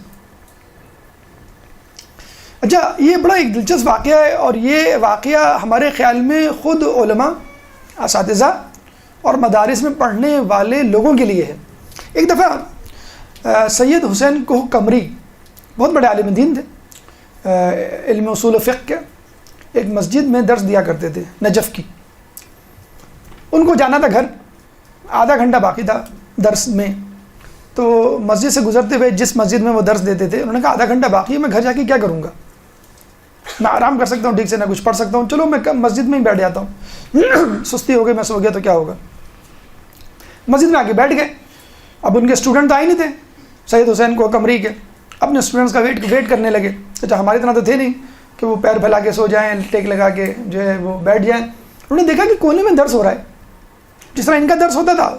آج بھی آپ چلے جائیں مجالس میں, وہاں پہ حرم میں مختلف ایک ہی ہال میں بہت سارے گھیرے بنے ہوئے ہوتے ہیں, دائرے. انہوں نے دیکھا کہ درس ہو رہا ہے, ایک بہت ہی خستہ حال کپڑوں میں ایک شخص جو ہے وہ درس دے رہا ہے کونے میں بیٹھا ہوا, اور چند اس کے اسٹوڈنٹ ہیں وہ اس کے ساتھ بیٹھے ہوئے. انہوں نے کہا چلو دیکھتے ہیں کس طرح پڑھا رہا ہے, اگر کچھ ہوا تو میں گائیڈ کر دوں گا, کہ کیونکہ وہ نیا آدمی تھا, نیا شخص لگ رہا تھا, وہ نیا استاد لگ رہا تھا. تو ایک کوہ قمری صاحب جو ہیں جو ان کے وہاں پہ جا کے بیٹھ گئے. جب بیٹھے تو وہ دنگ رہ گئے کہ کیا انداز ہے, کیا دلائل ہیں, کیا طریقہ کار ہے بتانے والے کا, استاد کا. بہت دلچسپی سے سنتے رہے. دوسرے دن پھر دوبارہ آدھے گھنٹے پہلے پہنچے اور درس میں جا کے بیٹھ گئے. تیسرے دن پھر جا کے بیٹھ گئے. تیسرے دن اپنے اسٹوڈنٹس کو بلایا, ادھر آؤ, کل سے ہم سب اس درس میں بیٹھیں گے, کیونکہ ان کا علم مجھ سے زیادہ ہے, تو بہتر یہ کہ میں تو استفادہ کروں گا ہی, تو میرے ساتھ تم لوگ بھی کر لو, تم لوگ کیوں ٹائم ضائع کرو, میں اب تم لوگوں کو درس دوں گا, میں ان سے علم حاصل. وہ کون تھے صاحب خستہ حالت میں بیٹھے ہوئے؟ شیخ مرتضیٰ انصاری.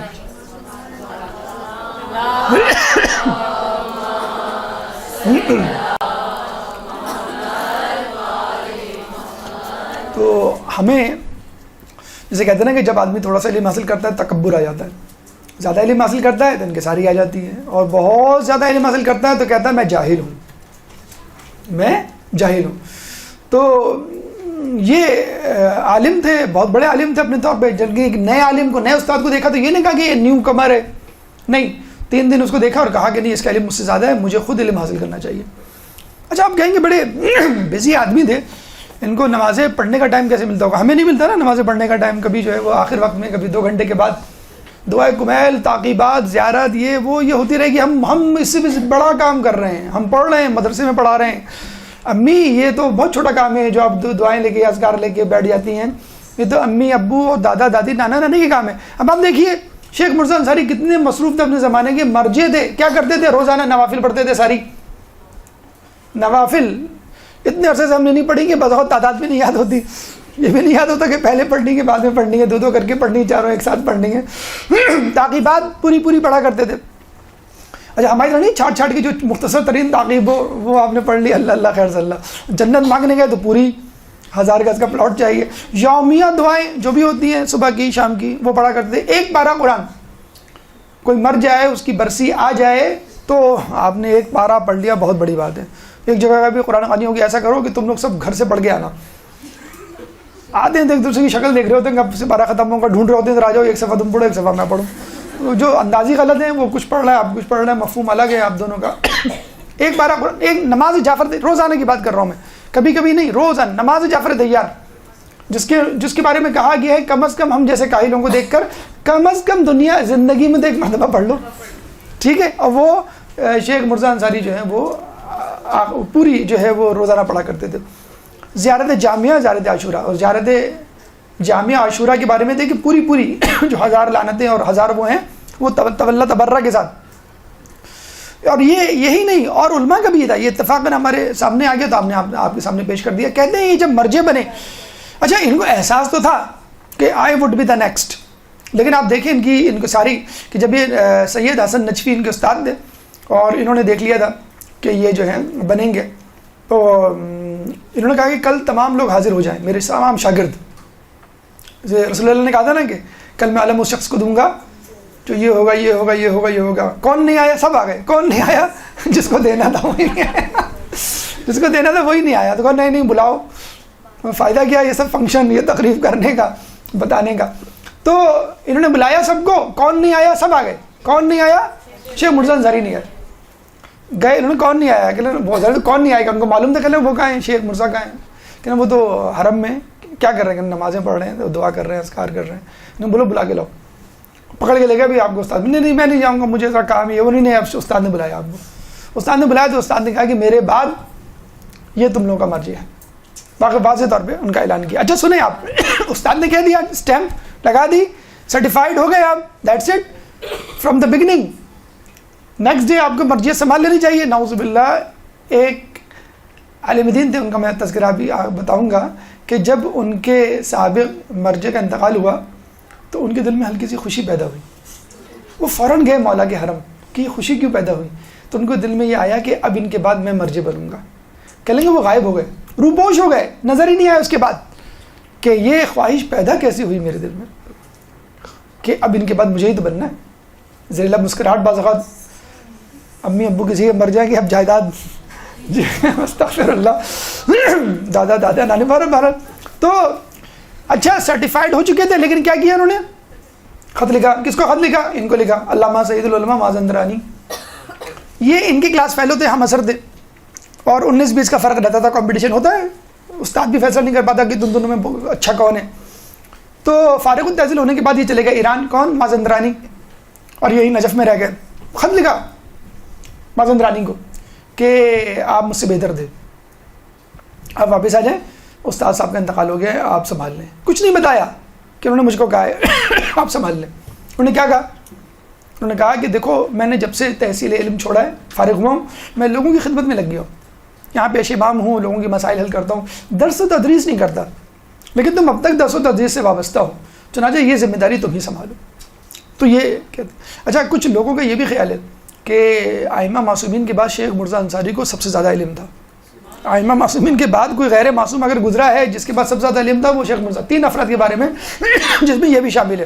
اچھا اس کے باوجود دوسرے دن ایک صاحب نے ان کو دیکھا کہ مولا کے حرم میں فجر سے پہلے کوئی لپٹا ہوا رو رہا ہے ایسے جیسے کسی ماں کا نوجوان بیٹا مر گیا ہو. قریب گئے تو سنا کیا کہہ رہے تھے, کون صاحب تھے, کیا کہہ رہے تھے کہ اللہ مولا میرے ذمے جو ہے مرجعیت کی ذمہ داری آ گئی ہے, آپ میری رہنمائی کریں, اگر آپ نے میری رہنمائی نہیں کی تو میں مرجعیت کی ذمہ داری نہیں سنبھالوں گا. یہی شیخ مرزا انصاری جن کو مرجعیت کی. آپ اندازہ لگا لیں 4 کروڑ لوگوں کا خمس ان کے پاس آتا تھا. 4 کروڑ لوگوں کا. اس زمانے میں صاحب استطاعت ہوتے بھی نہیں تھے.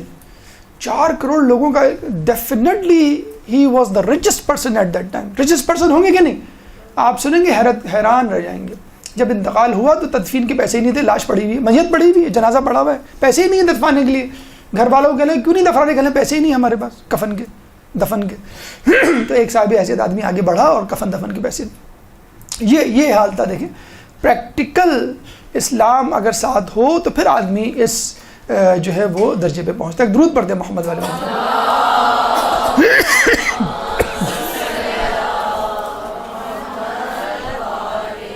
شیخ محمد حسین نوری 1254 ان کا ولادت. 11 نمبر ہجری سے تھوڑا سا آگے جائیں گے تو آپ کو نظر آئیں گے. یعنی آپ باب قبلہ کی الٹی ہاتھ پہ تو آپ نے دیکھ لیا شیخ مرزا انصاری. اب آپ سیدھے ہاتھ پہ یہاں پہ یہ جو جگہ ہے یہ ہے غالباً, یہ چھپ گیا ہے. یہ 1254 ٹھیک ہے. باب قبلہ کے دائیں جانب کہتے ہیں کہ جب یہ 10 سال کی عمر میں بیمار پڑے تو یہ اور ان کے ماں باپ اور عزیز و اقربا تمام کے تمام مایوس ہو چکے تھے, اب یہ نہیں بچیں گے. تو کہتے ہیں کہ 10 سال کی عمر میں جب میں بیمار پڑا اور غش کھایا اور میں نے خواب میں دیکھا تو رسول اور ائمہ تمام کے تمام آئے ہیں. اللہم صلی علی محمد و محمد.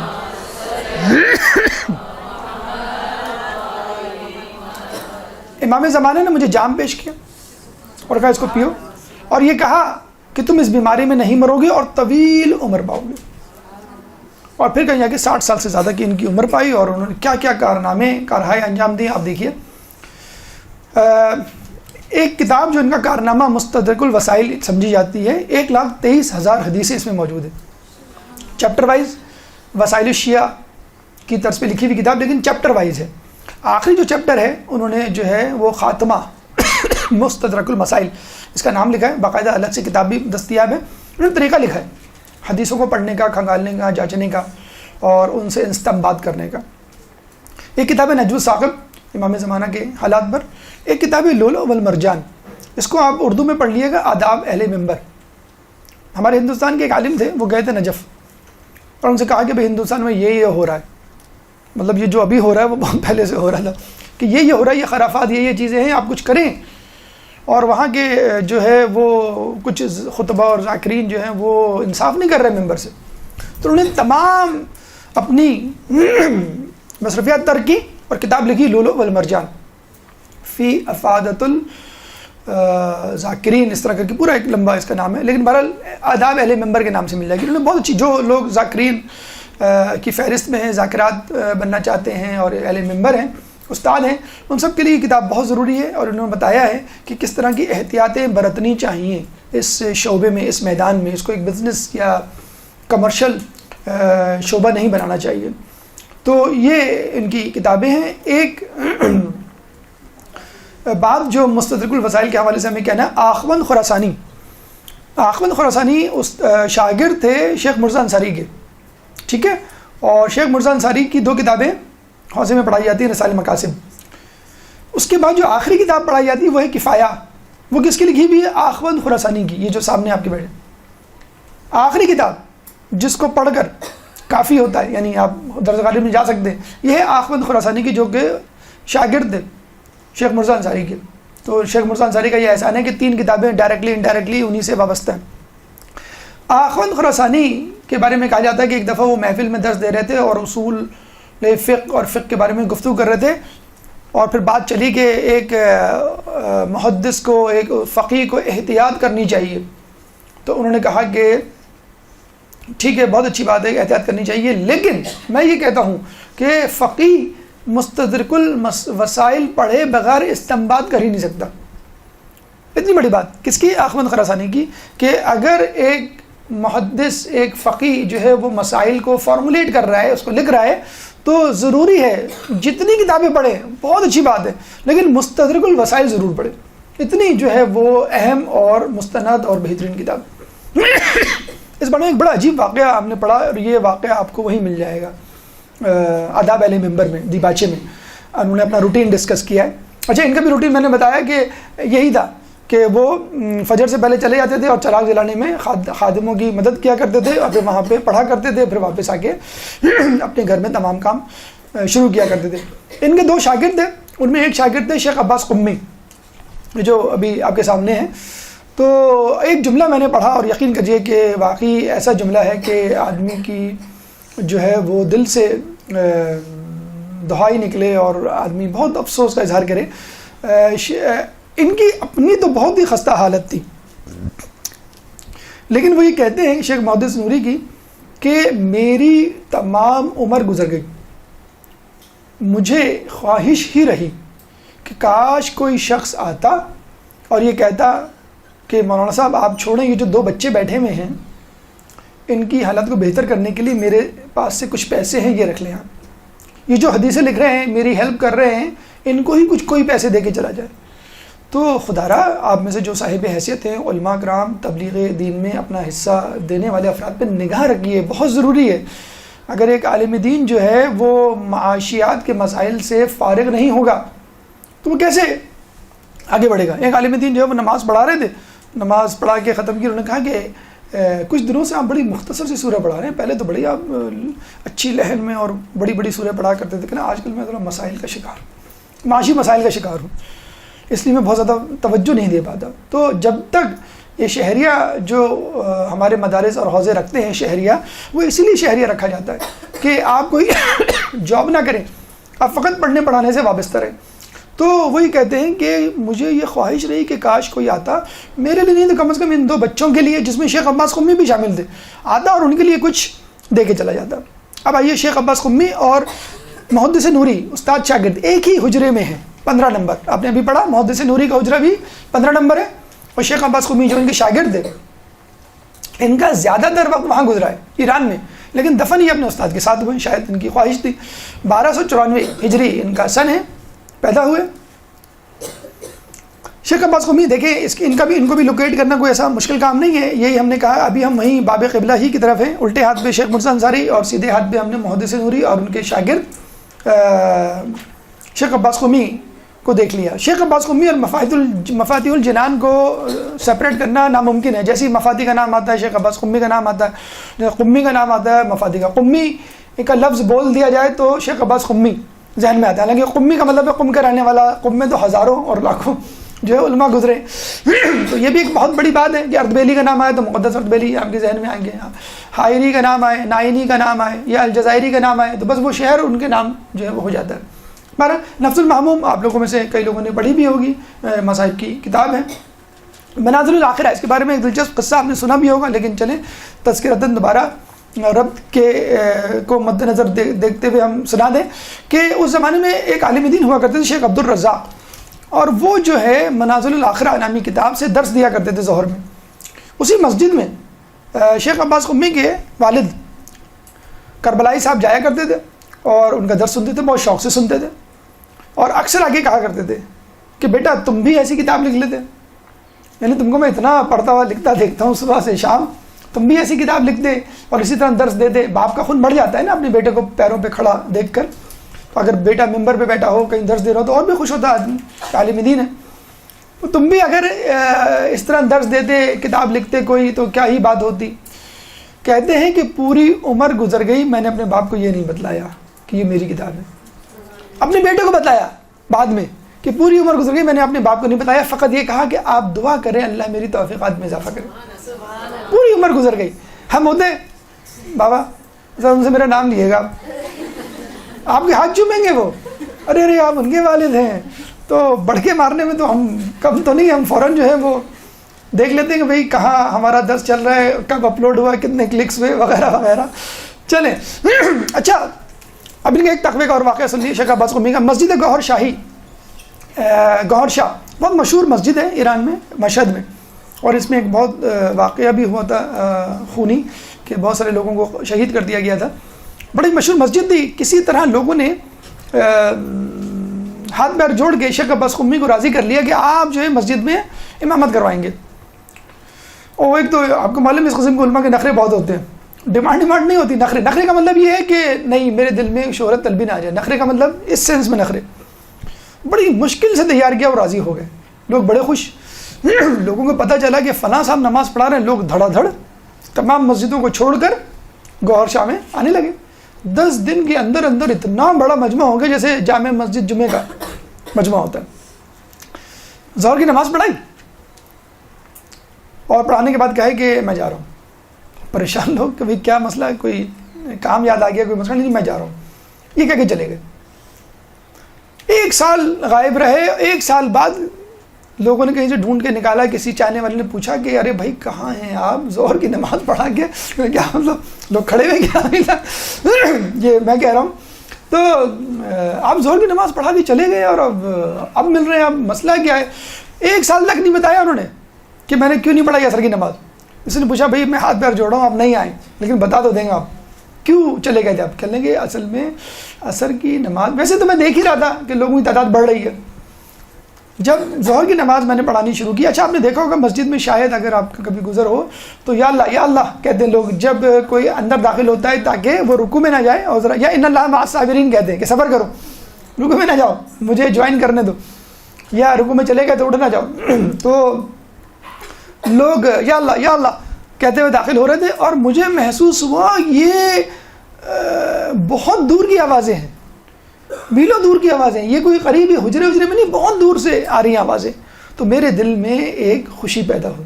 جب تکبر نہیں پیدا ہوا, خوشی پیدا ہوئی. اتنا بڑا مجمع, دیکھیں ماشاء اللہ کتنے لوگ بیٹھے ہیں, اتنا بڑا مجمع, اتنے لوگ میرے پیچھے نماز پڑھ رہے ہیں. کہنے بس یہ جو خوشی پیدا ہوئی, تکبر نہیں پیدا ہوا تھا. انہوں نے ذکر نہیں کیا کہ تکبر, کہنا مجھے خوشی لذت محسوس ہوئی, اتنی خوشی محسوس ہوئی. میں نے کہا کہ نہیں, اس کا مطلب یہ ہوا کہ میں لوگوں کی تعداد کی وجہ سے یہ نماز پڑھا رہا ہوں. یعنی اگر اب پڑھاتے تو ہوتا, اب تک تو نہیں پڑھا رہے تھے, صرف خوشی پہ کہنا بس میں اسی خوشی کی وجہ سے. یقین کیجیے تو قیامت میں عقدے کھلیں گے. قیامت میں بہت سارے چہروں سے نقاب ہٹے گی, آپ کو پتہ چلے گا یہ کون ہے. آپ پوچھیں گے, میں لگے نہیں بھائی یہ تو شیخ مرزا انصاری سے بھی بڑی چیز ہے, یہ آیت اللہ بروجردی سے بھی بڑی چیز ہے. کہنا بھائی کیوں بڑی چیز ہے؟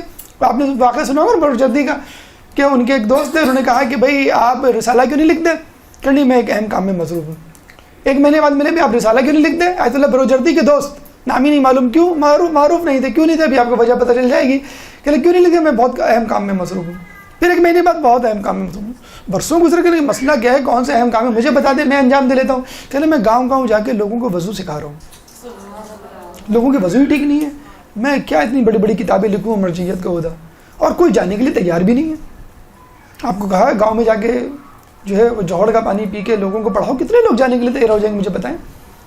تو کتنے آیت اللہ یقیناً لوگ کہتے ہیں کہ ان کا رتبہ آیت اللہ بروجردی سے کہیں زیادہ ہوگا. عین ممکن ہے, کیونکہ ان کو تو پھر بھی شہرت عزت مل گئی نا, مائنس ہو جائیں گی نا مارکس تھوڑے سے. ٹھیک ہے اگر آپ نہیں چاہتے وہ الگ بات ہے, لیکن تھوڑے بہت تو مائنس ہوں گے اس کی بنسبت جس کو کوئی جانتا تک نہیں ہے. اور ابھی بھی آپ کو نجف اور خب میں ایسے علماء مل جائیں گے, مجتہدین مل جائیں گے, مرجعیت کے لیول کے بھی لوگ مل جائیں گے. لوگ کہیں گے نہیں کیا ضرورت ہے رسالہ لکھنے کی. لوگ کہتے ہیں ان سے کہ بھائی ہم آپ کو رسالہ لکھوا دیں, ہم پیسے دینے نہیں, پیسے کی بات نہیں ہے, لیکن کیا ضرورت ہے کہ کوئی ہماری تقلید کرے. شیخ عباس قمی کے بارے میں ملتا ہے کہ بڑھاپا جب شروع ہوا تو اپنے دوستوں کو بلایا اور دقیق علمی فقہی اصولی گفتگو شروع کر دی. لوگ پریشان کہ بھئی یہ تو کھانے پہ بلایا, ہلکی پھلکی گفتگو, یہ ایک دم سے درس والا سٹائل کیسے شروع ہو گیا. انہوں نے کہا کہ نہیں, اصل میں یہ گفتگو اس لیے کر رہا ہوں کہ تم لوگ مجھے بتاؤ کیا اب بھی میرے اندر ملکہ استنباط حدیث و قرآن ہے, میں مسائل اخذ کر سکتا ہوں قرآن و حدیث سے ابھی بھی اس بڑھاپے میں, چٹیا تو نہیں ہوں, یعنی بڑھاپا تو کے آثار تو نہیں ہو گئے. تو لوگوں نے کہا اگر اس کو ملکہ استنباط کہتے ہیں تو ہمارے پاس یہ نہیں ہے, اگر یہ آپ کہہ رہے ہیں کہ ہم آپ کو کنفرم کریں تو یہ تو ہے ہی نہیں ہمارے پاس، ہم آپ کو کیسے کنفرم کریں؟ یا اچھا آج کل آپ کو میں بتاؤں، پھر وہی بات آ جائے گی، ضروری ہے ہمارے لیے، ابھی ہم جواد مغنیہ کے بارے میں پڑھیں گے تو آپ کو بتائیں گے کتنا ضروری ہے اپنے حالات اور آس پاس کے ماحول کو کنسیڈر کرنا اس بیک گراؤنڈ میں۔ ابھی میں اپنے ایک دوست کے پاس گیا تو وہ پتہ لگا کہ وہ ایگزام دے رہا ہے، میں نے کہا یار you are the head of the department, you are the cardiologist, you are surgeon, تم ہر چیزوں اب کیا کون سا ایگزام دے رہے ہو؟ میں نے امریکہ میں اصول بن گیا ہے کہ آپ کو جو ہے وہ ہر 10 سال بعد ایگزام دینا ہے ورنہ ڈگری کینسل۔ یہاں ایگزام دیا کہ بغیر ڈگری مل جاتی ہے، وہاں پہ ڈگری مل گئی ہے ہر 10 سال۔ اچھا انگلینڈ میں بھی اب شروع ہو گیا ہے، ہر 5 سال بعد ہر 10 سال بعد آپ کو MRCP جو کر لیتے ہیں ان کو ایگزام دینا ہے، کیونکہ وہ کہتے ہیں کہ بھی ہو سکتا ہے ڈاکٹر بن گئے آپ پریکٹس میں نہیں ہے، اب کس بات کا آپ نام لگا رہے ہیں اپنے آگے ڈاکٹر؟ کوئی ڈاکٹر نہیں ہے جب تک آپ پریکٹس نہ کریں، جب تک ہم آپ کو ٹیسٹیفائی نہ کریں آپ۔ تو دیکھیں یہ ہے خوف خدا، یہ خود اپنے آپ کو پیش کر رہے ہیں علماء مرجع مجتہد کہ مجھے بتاؤ کہ میں سٹیا تو نہیں گیا، میری یادداشت کمزور تو نہیں ہو گئی، میرا علم تو کم نہیں ہو گیا؟ لوگ کہیں گے نہیں آپ کل۔ دیکھیں یہ ہے خلوص جو ہمارے حوضوں میں پایا جاتا ہے، ہمارے علماء میں ان کے، کہ ہمیں ضرورت نہیں پڑتی کہ ہم امتحان دیں یا ان کا امتحان لیں۔ ایک عجیب بات دیکھیں، لوگ کہتے ہیں، ہمارے اسٹوڈنٹ کہہ لیں گے کہ سر آپ اتنے معجزات کرامات سناتے ہیں، پتہ نہیں آپ کہاں سے پڑھ لیتے ہیں، لیکن آج کل ہمارے ساتھ تو نہیں ہوتے۔ کیوں نہیں ہوتے ہمارے ساتھ؟ ہمارے ساتھ عقیدہ نہیں ہے، ہمارا ایمان نہیں ہے۔ آپ دیکھیں کہ کیسے ہوتے ہیں۔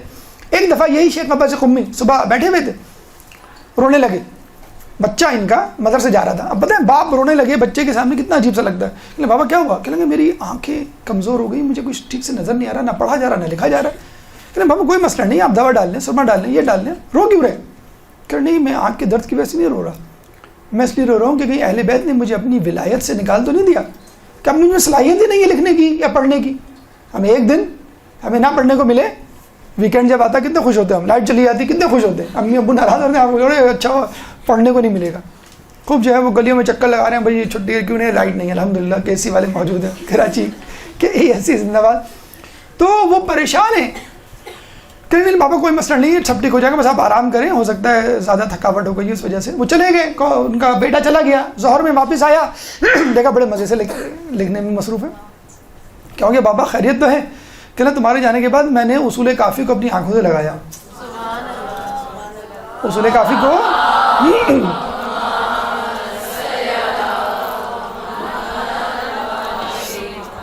بس کیا تھا، پھر جو ہے وہ ساری جو ہے وہ بنائی واپس آ گئی اور میں آرام سے مزے سے لکھ رہا ہوں۔ اچھا اسی طرح کا واقعہ شیخ محدث نوری اچھا نہیں نعمت اللہ جزائری کے ساتھ ہوا تھا، جس کا واقعہ بھی آگے آئے گا۔ ان کی بھی آنکھیں کمزور ہو گئی تھی چاندنی رات میں پڑھتے پڑھتے، تو وہ زیارت کے لیے گئے، ہر ائمہ کی قبر سے جو ہے وہ مٹی جمع کی اور اپنی آنکھوں پہ لگائی، ٹھیک ہو گئی۔ تو شیخ عباس قمی سے جب پوچھا گیا کہ نا اس میں کون سی حیرت کی بات ہے، جیسے وہی بات ہے نا آج کل کے زمانے میں لوگ سائنٹیفک ریزن معلوم کرتے ہیں، سائنس کیا کہتی ہے جناب آپ بتائیں آپ۔ تو کہنے لگے اس میں کوئی بات نہیں، کوبرا جو سانپ ہوتا ہے جب اس کی بینائی کم ہو جاتی ہے، نظریں کم ہو جاتی ہیں، تو وہ ایک خاص قسم کا پودا اپنی آنکھوں پہ مسلتا ہے تو اس کی آنکھیں آ جاتی ہیں۔ تو ہم مومنین حضرات کیا کوبرا سے بھی کمتر ہیں، اور یہ جو خاک شفا جو ہے یا اس پودے سے بھی کمتر ہے کہ ہماری بینائی واپس نہیں آئی؟ اچھا ایگزیکٹلی یہی بات ہمارا ایک سعودی اسٹوڈنٹ تھا، اس نے مجھ سے کی تھی، اس کو الرجی کنجکٹیوائٹس تھا، بہت ہی خطرناک۔ تو میں نے کہا تم دوائی استعمال کرو، نہیں کوئی فائدہ نہیں ہے، یہ بھی میں سعودیہ جا رہا ہوں کل ٹھیک ہو جائے گا، کیونکہ وہاں ایک خاص پودا ہے اس کو میں رگڑتا ہوں تو یہ ٹھیک ہو جاتا ہے۔ دیکھیں تو اللہ تعالیٰ کی وہ جو کہتے ہیں نا سنت تبدیل نہیں ہوتی، بس یہ ہے کہ آپ اپنے اندر خلوص پیدا کر لیں، تو جو خاص قسم کا پودا آپ کی آنکھوں کی الرجی بینائی کو واپس لے آ سکتا ہے۔ تو خاک شفا اور آئمہ طہر کے قبروں کی جو مٹی نہیں لا سکتی۔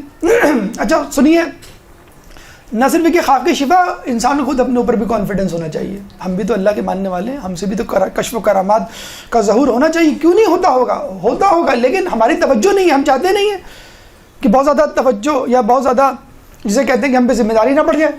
ایک دفعہ ان کا بیٹا بیمار پڑا، 3 سالہ بچہ تھا جو شاندہ ان کی زوجہ نے بنایا، تو چینی ڈالی، چمچہ لے کے آنے لگی، انہوں نے اپنی انگلی سے چلانا شروع کر دیا، ٹھہرے کیا کر رہے ہیں، میں چمچہ لے کر آتی ہوں، مطلب کیا کر رہے ہیں، گندہ کر رہے ہیں۔ تو نے کہا کہ جس انگلی سے میں نے ہزاروں حدیثیں لکھی ہیں اس میں اتنی بھی تاثیر نہیں ہوگی۔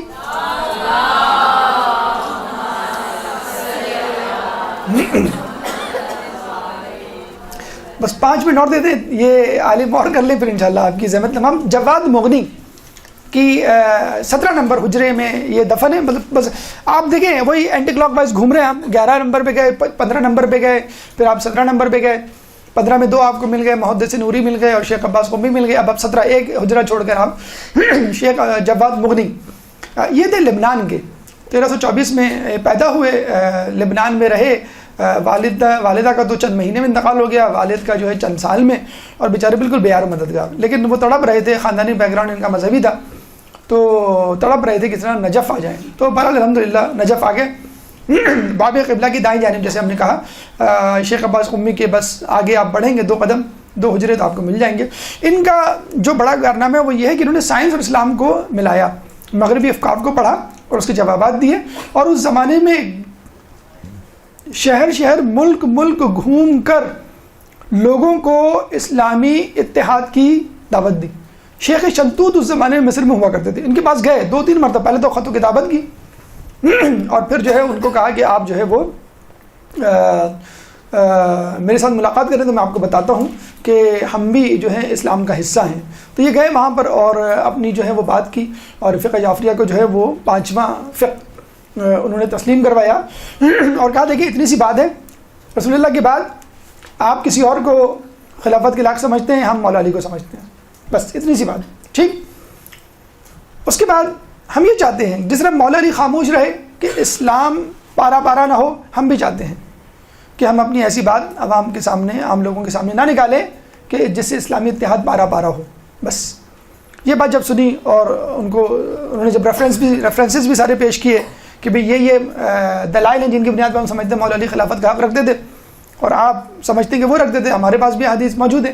ٹھیک ہے, لیکن ہم جو ہے وہ طریقہ کار نہیں اپنائیں گے جس سے آپ کے دل کو ٹھیس پہنچے, اور ہم اتحاد چاہتے ہیں تاکہ اپنے دشمنوں کا مقابلہ کر سکیں. جیسے اس زمانے میں منافقین کا رسول اللہ مولا چاہتے تھے کہ مقابلہ ہو جائے, یہود و نصارہ جو تیار بیٹھے تھے کہ رسول کا انتقال ہو اور ہم جو ہے وہ دھاوا بولیں. اور آپ کو معلوم ہے ابو سفیان بھی آیا تھا مولا علی کے پاس کہ تم کہو تو میں گلیوں کو مدینے کی اپنے پیادوں سے بھر دوں, لیکن انہوں نے منع کیا.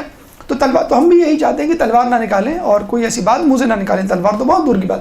تو پھر شیخ شلتوت نے باقاعدہ اناؤنس کیا کہ آپ جو ہیں وہ بہترین عالم ہیں اور آپ کی بہترین تجویز ہے, اور باقاعدہ جو ہے وہ کتاب تحریر کی اور فقہ جعفریہ کو 5واں جو ہے وہ فقہ قرار دیا. اچھا, یہ مشہور تو ہو گئے تھے بلکہ ایک عرب لیڈر کی طور پہ مشہور ہو گئے تھے. اچھا, امریکہ کی یہ عادت ہے جب بھی وہ کسی مشہور لیڈر کو دیکھتا ہے فوراً اس کو خریدنے کی کوشش کرتا ہے. اس زمانے میں روزویلٹ ہوا کرتے تھے, انہوں نے کہا کہ بھائی کس طرح سے ملاقات کی جائے, اگر یہ ہمارے دام میں پھنس گیا تو ہم عرب ممالک میں, یقین کیجئے اتنے بڑے صدر سے ملنے سے انکار کر دیا. ہمارے یہاں امریکی صدر آ جائے, بلکہ ہم تو بلاتے رہتے ہیں آپ انڈیا آئے, ہمارے پاس نہیں آئے, عجیب ہے, آپ نے اگنور کر دیا, اس طرح تو نہیں ہوتا. ہم تو جب ادھر رو رہے ہوتے. تو روزویلٹ نے کہا کہ بھئی میں ملنا چاہتا ہوں, انکار کر دیا کہ میں ایسے شخص سے کیوں ملاقات کروں جو اسرائیل کو اسلحہ دیتا ہے کہ وہ فلسطین میں مسلمانوں کا خون بہائیں. مجھے پتہ ہے فلسطین میں کیا اہل تشیع رہتے ہیں, سارے کے سارے اہل سنت حضرات. تو اس کے باوجود جب انہوں نے یہ دیکھا تو انہوں نے کہا کہ یہ تو بہت ہی سخت آدمی ہیں, بااصول آدمی ہیں. باقاعدہ تمام عرب اخباروں میں ان کو عربی بہادر عربی کہ یہ پہلا عربی بولنے والا ہے, عرب ہے جس نے حقیقت میں جو ہے وہ بہادری کا حق ادا کیا کہ امریکی وزیر اعظم, امریکی پریزیڈنٹ سے جو ہے وہ ملنے سے انکار کر دیا. تفسیر کشاف ان کی جو ہے وہ بہت مشہور کتاب ہے.